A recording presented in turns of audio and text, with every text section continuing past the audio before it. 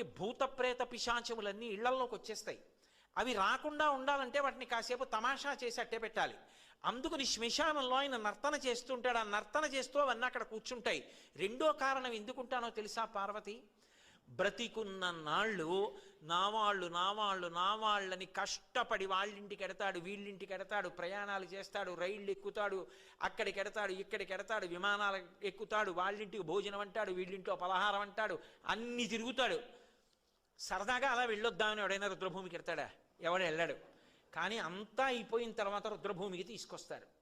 తీసుకొచ్చిన తర్వాత నేనని ఇన్నాళ్ళు ఇన్ని ఫెయిర్ అండ్ లవ్లీలు రాసి, ఇన్ని ఆల్అవుట్లు పెట్టి, ఇంత ఏసీలో ఇంత పరుపు మీద పడుకోబెట్టిన శరీరం కట్టెల్లో కాలిపోతుంటే చూసుకుంటూ ఉంటాడు జీవుడు.